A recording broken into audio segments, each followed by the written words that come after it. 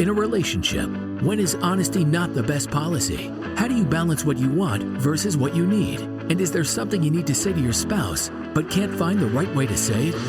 If so, then you're in the right place. This is the Lunch with Sandy podcast. With nearly 20 years of marriage under their belts, Terrance and Sandy Jackson discuss a range of topics, provide valuable insights on relationships, and talk about the conversations married couples need to have. So what does lunch have to do with all of this? Well, it's a metaphor for how these conversations originally started. Speaking of conversations, let's get one going. Here's your hosts, Terrance and Sandy. Welcome to another episode of the Lunch with Sandy podcast, where we delve into various topics and provide insight and perspective from the point of view of a married couple. I'm Terrance. And I'm Sandy. And today, I want to have a discussion about the concept of me time. But before that, please remember to follow us using your favorite podcasting app. You can also follow us on social media at Lunch with Sandy. And speaking of Sandy. Yes. What's the deal? How you doing today? Good. I feel like I'm going into vacation semi-calmly, which is nice. I don't know what going into vacation semi-calmly means. Well, you know, when work is too crazy and you continue to feel like the craziness, even though you're done with work. I don't have that problem. You know why? You know this. I've been practicing the leave it at the door technique for many, many moons. Uh-huh. That means when I leave work, all of that baggage stays at that door when I walk out. I'll pick it back up when I come back in. Yeah, well, sometimes it's not as easy because then you worry about I don't. The baggage that you're going to have to pick back up. Well, I'm not saying you personally. Well, I'm going to put it to you this way. Uh-huh. Your company is not a company of one. And if something unfortunate were to happen to you, they would move on. Yeah. When you look at it from that perspective, it puts a lot of things, right where they belong. Sure. I'm doing great today. That's wonderful. I just had the opportunity to hang out with Maya. Travis brought Maya over. She was a little shy at first, but then by the time she was ready to go, she was playing with Lego. She was talking, eating cookies. That's right. It was good. Now, that's because I was playing the Legos with her. Well, we'll let you believe that. It might be another 5 years before we see her again. But it was still a beautiful morning. It was. Now, I realized something. I see you a lot. And that might sound... we live in the same house. So, when you're in a relationship, whether it be married or just, going steady, as the old folks would say, the potential exists for you to be around someone an awful lot. And that could be a good thing. Yeah. For the most part, it's a good thing. But that can start to weigh on you. Yeah. Sometimes you may want a little elbow room. Sometimes you may want a little space. Uh-huh. You know what I mean? That's why you work different schedules, right? Well, we don't work different schedules. No, we don't. I was being sarcastic. In many relationships, this might be something that comes up. And there's a phrase that comes into mind that I'm going to ask you. Does absence make the heart grow fonder? I think to a point. And then after that, it's just like out of sight, out of mind. So let's take a trip back. I want to say, where are we going? Well, we're going back in time. We're going to take a trip back in time. Ooh. You recently did a girls' trip. How was it? It was great. It was great. It gave you an opportunity to be with those of your ilk. I like that word, ilk. But it gave you an opportunity to recharge your battery, hang out with some friends, and have a good time. Yeah. It gave you the opportunity to miss you. Well, I was going to say it gave you the opportunity to have some me time. And I think that when you start talking about relationships, I think some of the ones that are very, very successful are the ones where the two individuals find a way to maintain a delicate balance of coming together and maintaining some form of independence. And when I say some form of independence, I mean finding that time to focus on them, to make them better, to focus on the relationship. Yeah, because I don't know, being together like 24/7 all the time, I would think would start wearing on the nerves a little bit. Well, and then technically you're not together 24/7 if you work. I mean, if you guys are sitting around the house and you're independently wealthy, or, you're just a bum, then, but yeah, I get what you're saying. I think that when you start talking about the concept of me time, right? Mm-hmm. There are two things that I think about, right? On the one hand, when you're together with someone and you're in a relationship, spending quality time has the tendency to strengthen your bond, right? You have the opportunity to build trust. You have the opportunity to work on your communication, and that time that you spend together is really time that you're investing in that relationship. Mm-hmm.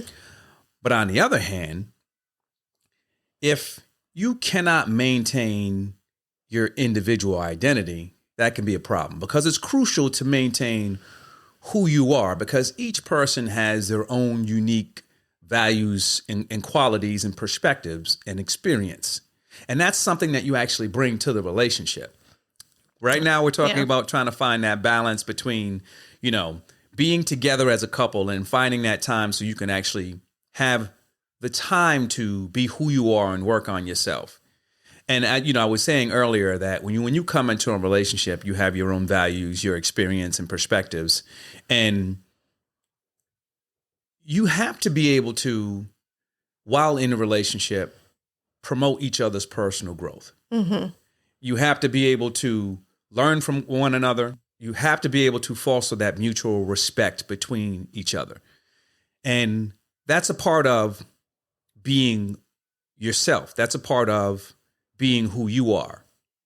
So when I talk about the concept of, balancing being together and having me time, as long as you nurture those parts of your relationship, then I think that only adds to the probability of that relationship being a success. Because now when that balance is there, again, the me time is going to promote that personal growth.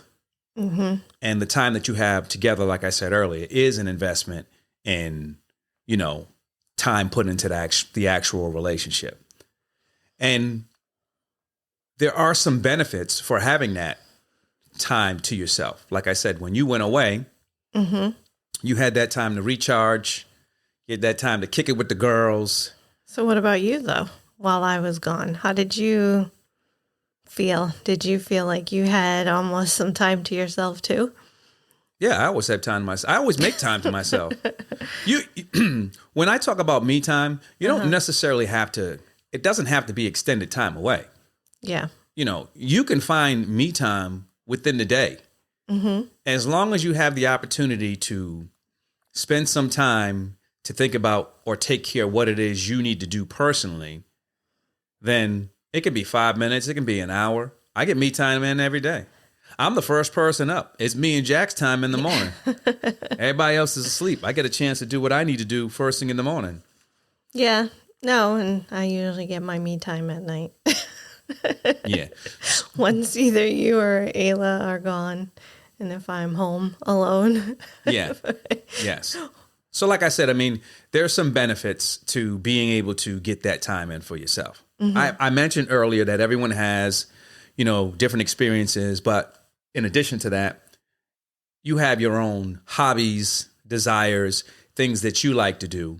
Yep. And when you can spend time doing those things, again, that makes you a more complete, healthy, happier person. So having the time to do that is a benefit. Yeah, definitely. I don't honestly want you around me when I'm playing my piano. just as part of one of those things.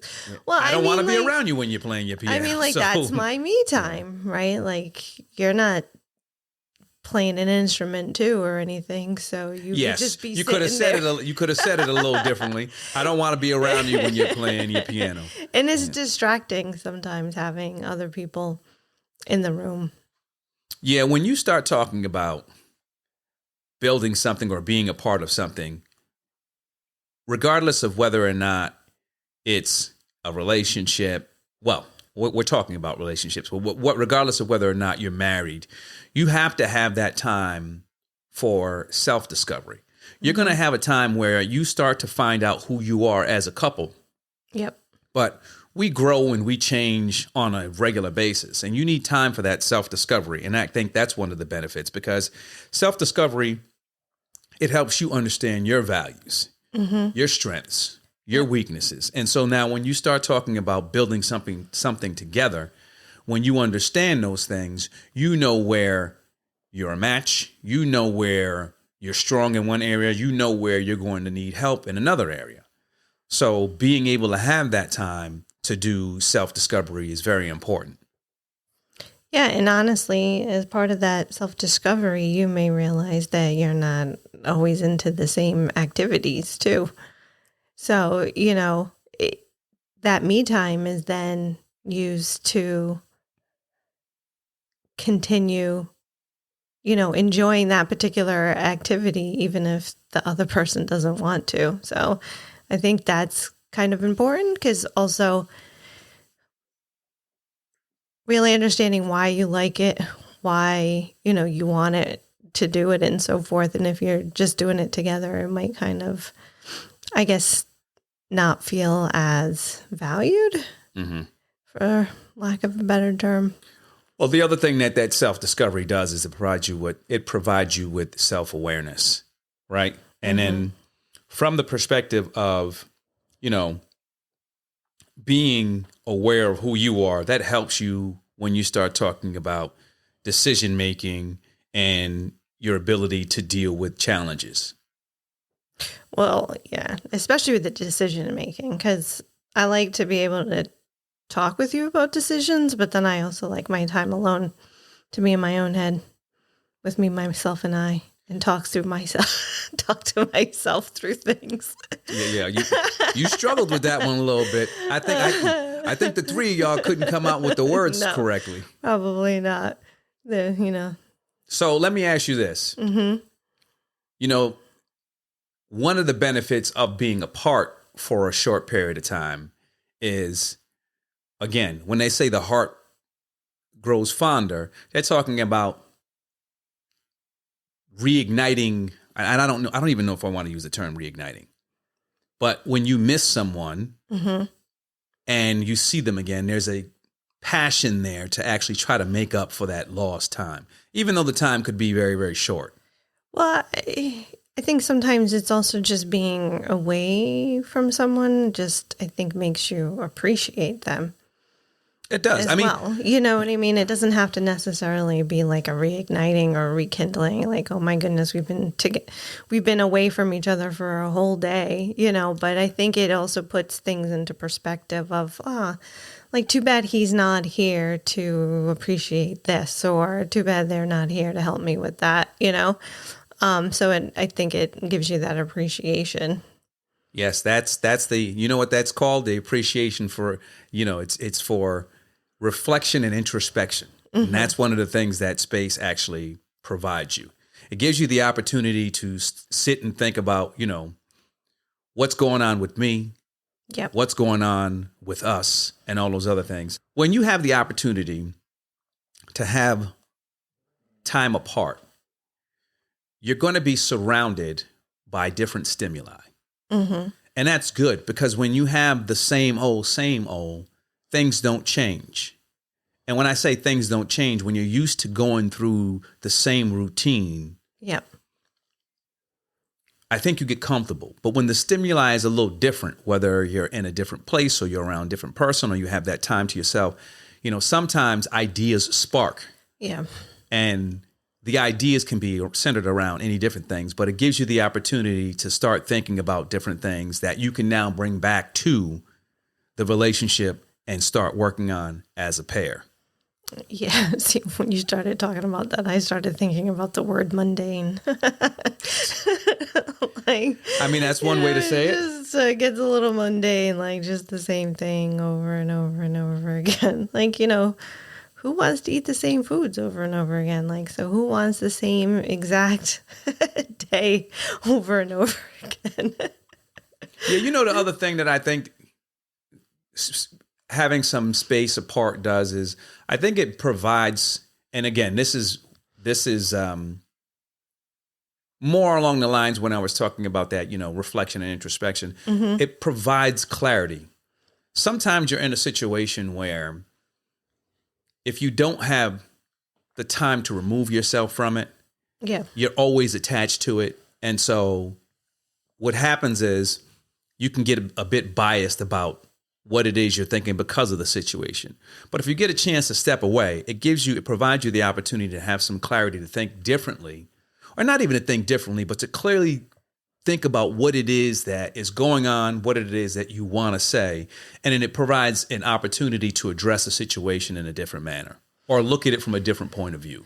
Well, to be honest, I feel like sometimes just even having a conversation can be somewhat distracting, so that's why I said, while I like talking to you and through things with you, that time alone, like you said, is that introspection, because it might not be something I think of in the moment too. And then I have the time to just, because I have a little bit more peace and quiet, and I'm not trying to almost like analyze what you're telling me to then think about how, not in a bad way, like how my, response is going to be to that. Mm-hmm. By not having that and just kind of talking through it and by myself, I feel like it just sometimes is easier to put my thoughts and ideas and feelings, most of all, into perspective.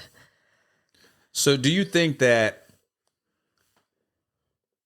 introducing the concept or someone saying, okay, well, I need some me time can pose some challenges?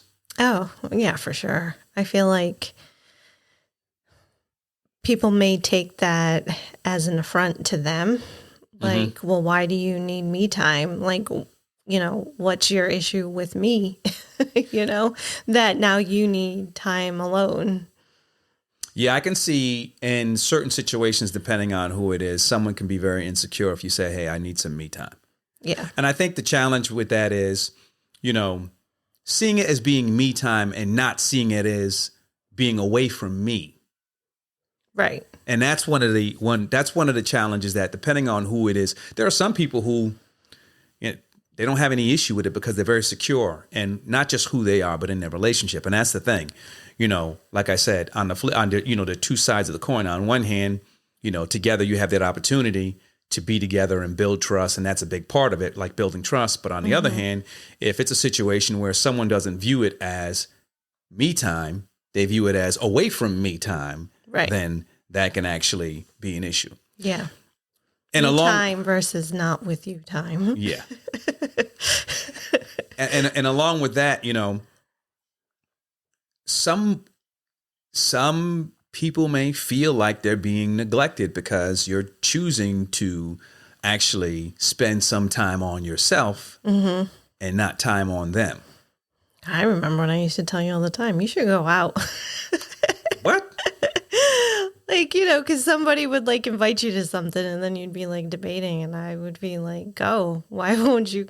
I don't know what you're talking about. The only time I would debate is because it wasn't something that I wanted to do. Well, sometimes you'd come home and then you'd like, I don't know if I feel like going back out. Yeah, but that's. But to me, I'm like, you should go get you time, Yeah, that's not. Look, me time is not time out with someone who you're debating on whether or not you want to actually be with. That's not my definition of me time. If I come home and say, oh, I'm not sure, then I don't really want to go. How many times would I tell you, listen, after work, I'm doing this, or I'm going to be doing this. I don't have no time. I don't have a problem finding time for me. if someone invites me to something and I'm like, I may feel a little obligated because of who they are.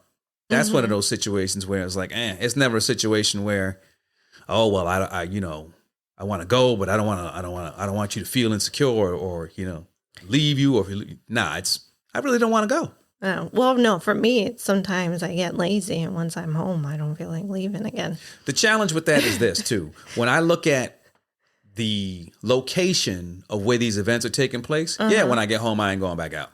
Right. Because now most of the time it's going to be like in Providence. And so you're going to have to fight through traffic to get back into Providence. Yeah. You know what I mean? And many times it's going to entail someone having a beverage or two. And now you got to be concerned with, okay, well, if I have a couple drinks, I still got to drive all the way back home where, they're local. So my downfall is sitting on the couch. Once I sit on the couch, forget it. I'm probably not leaving the house. Yeah, and we're getting a little sidetracked with the downfalls. But, another challenge, well, as part of those challenges, when you start talking about insecurity, when you start talking about, someone possibly feeling neglected, I think it all comes down to misunderstandings. Yeah. And I think that can be a big challenge because sometimes, well, I say this all the time.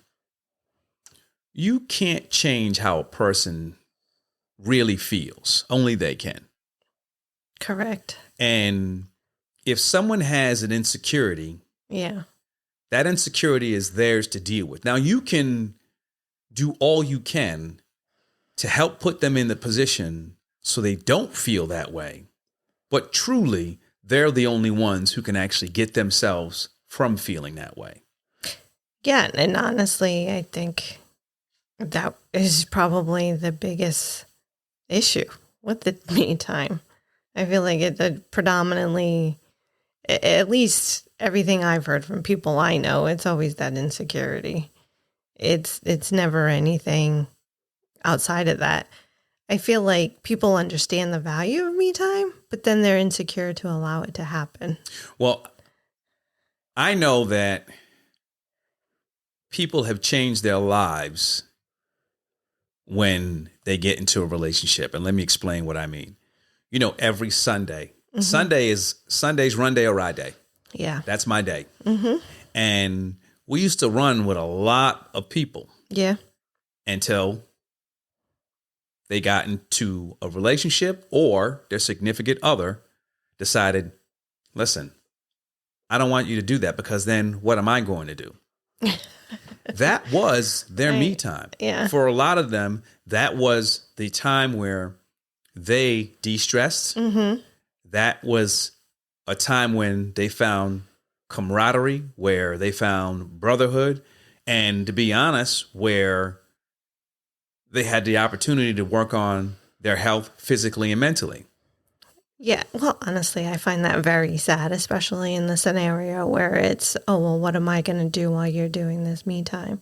Well, that's when you have you time. Well, and like you just both have your own me time. Yeah, I'm not going to name specific names, but there was one situation where I was talking to a buddy who I used to run with, and he was like, "Oh yeah, my new girl, she don't want me running on Sundays, da da da da da da," and I'm like, okay, well, you guys got to try to find a way to work. He goes, I tried, I asked her, I said, she can even come, running with me on some days. And so she can get into it. And she was like, nah. I said, listen, sounds to me like. That sounds a little selfish in a way. Well, I said, it sounds to me like she might be a little insecure and, she doesn't want you being apart from her for very long. Right. Which is kind of funny because if they're just going out running with a bunch of other guys, like what trouble are they going to get into? I don't really know. And the thing about it is this. It's not like, I need some me time. I'm going to go to the club tonight. There is so much that running for us on Sunday does. And when I say so much, I'm talking outside of the physical aspect of it. You know what I mean? We really have a brotherhood where, from a mental health perspective, from the perspective of de-stress, and from the perspective of just clowning, we get so much out of that run group that we actually do, that for us as individuals and as men, it does a lot for our relationships because, again, we have all these conversations about this, that, and the other, about marriage, about kids, about all of these things. Yeah. And we have each other as a sounding board. We have each other as brothers to actually, just have our time. And that makes us better men, which makes us better husbands, which makes us better to deal with actual relationships. So I think when we start talking about that concept of me time, the challenges, I know that they exist out there, but people really have to find a way to actually start getting over those. I do have some strategies that people can use to help their significant others to get on board when we start talking about me time. And the first one is, it's not rocket science. It's something we talk about all the time, and that's honest and open communication. I think behind honest and open communication, there's that element of trust that you have had to have built. And now, the thing with trust, though, is this. You can do everything in your power to show someone that they should trust you. Yep. Whether or not they choose to, that's on them. And that's for a whole nother episode. That's not here. But I think that when you start talking about honest and open communication, I think that's one of the strategies that you really need to enlist when you start talking about how do I deal with being able to have the time to do my self-discovery, to make sure that I'm doing what I need for myself so I can do what I need to do for us. Yeah. So, for me too, I think, right, like I have a similar situation, right? I run with Danielle all the time, right? Why are you using names? Well, because I run with Danielle all the time, right? And obviously, it's a very similar situation. It's like our catch-up time. We talk about, how our week went, just like what's going on. When you said situation, I didn't know which situation we was talking about. I thought you was talking about the situation where the brother was saying that his significant other wasn't going to let him run. No. But, well, it's a long-winded way of getting there. But anyhow, so like you experience it with your friends. I experience it with Danielle. And I feel like that can also help that trust situation. Because like, if you're having a similar type of situation and you realize, oh, well, when I go running with Danielle, it's really more fostering our relationship. It has nothing to do with, some other person that's out there and I just want to get away from you. You know what I mean? Like it's having similarity, but separately.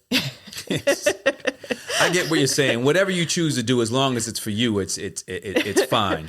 I think when we start talking about, that open communication and strategies to start dealing with those individuals who might be insecure or who might have an issue with. Well, that's what I mean. If like to his point, I think that was a good thing was like, hey, maybe you should try running because experience this.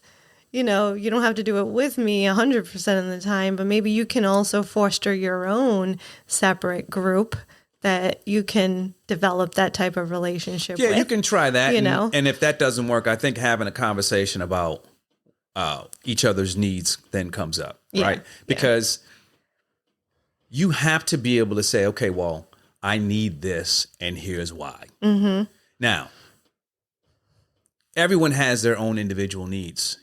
The problem comes in when one person believes that their needs are greater than the other person's. Yeah. And there's no room for compromise. So having that conversation about each other's needs is important. Then after you have that conversation about the needs, you got to set the expectations, right? Yeah. And so regardless of when you're going to have that me time or, how often, at what interval, you got to set those expectations. And by setting those expectations and having the conversation about those needs, now what you're doing is you're laying out, okay, well, the map. This is why I need to do this. This is when I'm going to, this is what I'm actually doing. Right. And it's not dropping it on them at the last minute. Like, oh, well, I wanted to make these plans. Like you and I, we had it to where Saturday mornings was my time. Sunday mornings was your time. I knew not to schedule things on Sunday mornings with you. But so I'd schedule something in the afternoon, early evening. Right. Like, and I just knew because that was your time. So why would I expect you to give up something just because I personally want to schedule this? And I know you didn't expect that because you know my answer. Sunday is run day. Sorry. No, but I mean, to your point, having those expectations, and it's not like, you come in and being like, oh, you know what, this Sunday afternoon, I'm out. Right? Yeah. And it's Saturday. And I'm like, but.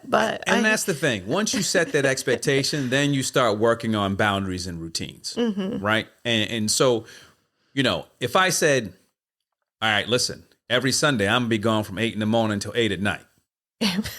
That's a long run. I didn't say I was going to be running. I just said I'm going to be gone. It's me time. Yeah. I think that, that's where, okay, well, you gotta set a boundary. Mm-hmm. And the routine part is, again, we have the routine. Like when I come home, my routine, even walking, depending on how cold it is, but even walking Jacks when I get home, that's me time.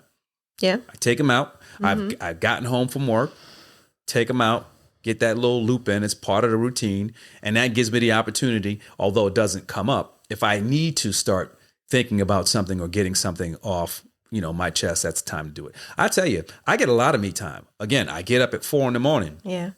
If I'm not on the bike or if I'm not learning a language, I'm doing one of those things, but then I go into the office. I get into the office at 6:30.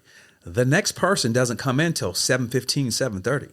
Yeah. I have all that time for me. Now, many times I'm doing work, whether it's work for the office or work for all of this, but it's me time. It's that quiet time. So, that's part of my routine. And again, from a boundary perspective, I don't come home and say, hey, listen, I need time until 8:00. You know what I mean? No, but it does make me think about, I don't know, people who I would talk to about running. They're like, I hate it. I hate running alone, this and that. And I said, sounds like you're doing it wrong. I said, that's me time. I said, when I'm running, I don't run with music. It's just me. Everybody's time is a little different. And that's, it's not Sandy time, it's me time. Right. I'm like, why wouldn't you want that time alone? Like, you don't have any distractions. There's nobody else. You're just out there, and you're also enjoying some cardio and making yourself healthy at the same time. I think you need to look at it from the perspective of me time to some people is just sitting down and just watching TV, sitting down and it's different. It's different from everyone. And for us, it's just coincidence that some of the things that we do are similar. Mm-hmm. That's all it is. But back to strategies, I think it's important, not only, we talked about, setting expectations, routines, and boundaries, but you have to continue to nurture the connection that you have with your partner. It's not something that... Right. Well, you can't just say, oh, I need all this me time, but we're not spending any time together either. No, well, and again, you got to look at it as you have to invest time in your relationship. Yeah. Otherwise, if it's all me time, then you don't need to be in a relationship. Right. You know what I mean? But you have to continue to nurture that connection. And a big part of that is regular communication. Mm-hmm. And regular communication, unfortunately, or fortunately, depending on who you are, comes in many, many forms. Yeah. A lot of people communicate now through text, although I think that's a bit impersonal, but you have so many different ways to actually communicate. And nobody nobody uses the phone anymore. Some people still use the phone, although it may be a cell phone, but still, I think the number of people who are actually engaging in voice calls is drastically dropping as well. But again, to nurture that connection, you got to have that regular communication. You can't be in a situation where, let's say me time, your time is just for an hour a day. Yeah. And then you don't speak the rest of the day. Well, it's not as though all of your time is, you're using for yourself. But at the same time, that time that's actually there, you're not investing in that relationship or communicating with that other individual. And that can cause a problem. Yeah, because my perspective was just thinking more along the lines of quality time.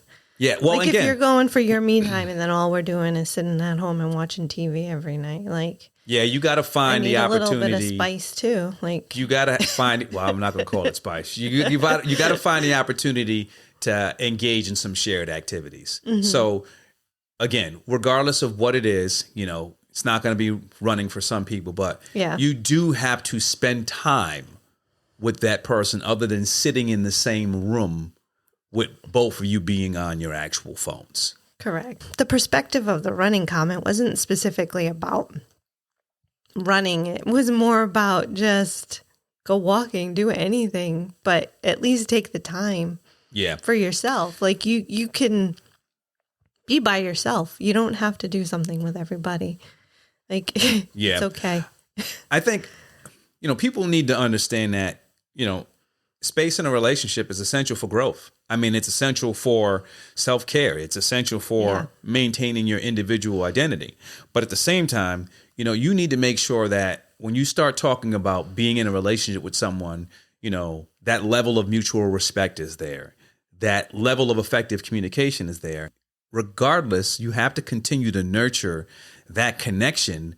So when you start talking about navigating that relationship or dealing with challenges in that relationship, that foundation is there.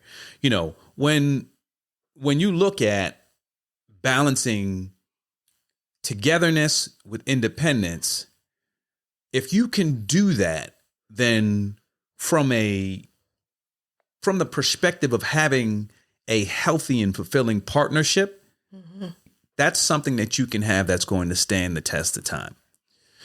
Now, let's talk about what I had to reflect on this week.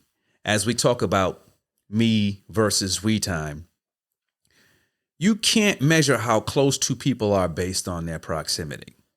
Sometimes through trust and the ability to allow each other space, that connection can grow stronger. That's it for this episode of the Lunch with Sandy podcast. Thank you for joining us. Please remember to leave feedback and follow on your favorite podcasting app. Until next time, stay well. That's it for this week's episode of the Lunch with Sandy podcast. Thanks for listening. We'd love to hear your feedback and comments on Instagram, TikTok, and Twitter at Lunch with Sandy. And be sure to follow us on your favorite podcast app.